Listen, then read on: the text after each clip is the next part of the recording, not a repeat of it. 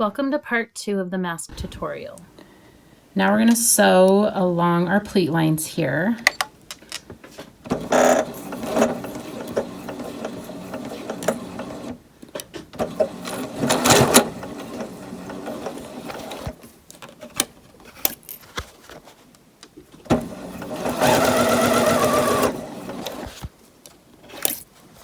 Sorry, I'm sewing one-handed.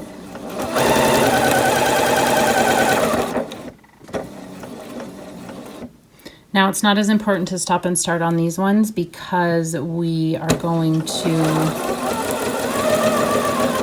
have our straps are going to have an extra stitch on them when we do it, and those ones we're going to reinforce, so we don't have to worry about the same.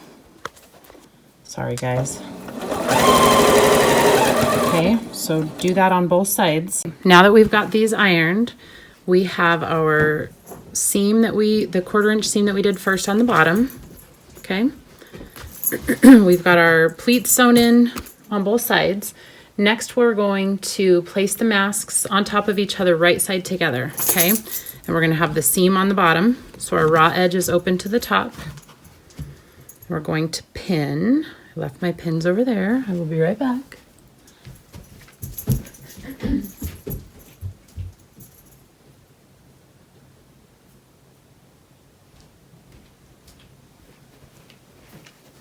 Okay, so pin,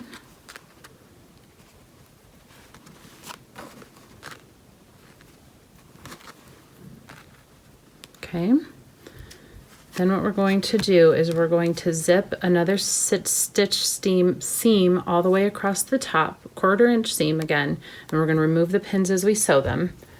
Be right back. Sewed them together, so right side sewn together. And open it. We're going to steam it so that it's flat. Press it open. And then we're going to flip it. We're going to press the mask flat here. And this top where we just created our seam is where we're going to mark the nose piece. It seems counterintuitive, it is not. It's up here where we just sewed. So this is our open. This is where we're going to mark. We're going to mark a 1 3/4 inches in.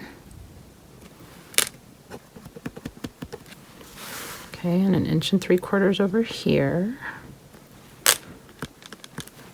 We're going to go a 1/2 inch down. This is really busy fabric, sorry guys. So 1/2 inch down. And so this should be 3 1/4. 1, 2, 3, I'm sorry, and 3/4. Nope, an 1 1/4 inches. So here's how far we want to go over. We want to have a 3/4 opening here, and that's where the hospital is going to insert the metal piece, okay? So I'm just literally drawing on here. This will go away when we wash them. Okay, so I want to stop here. I'm going to sew down here, stop here. I'm going to start here. I'm going to go this way. Okay, let's go sew this. I'm making sure that I'm going to stop and start this because I want to make sure that it stays put for them.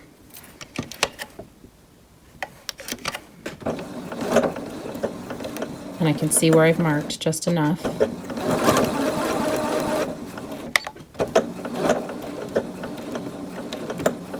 And then what I'm going to do is drop my needle and just turn the corner from here.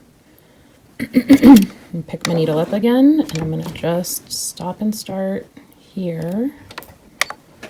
And then I can cut out that little piece later without having to worry about.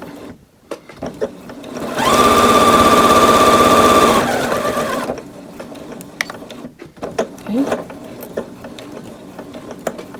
And I'm going to drop my needle again, and I'm not going to cut, I'm just going to turn the corner.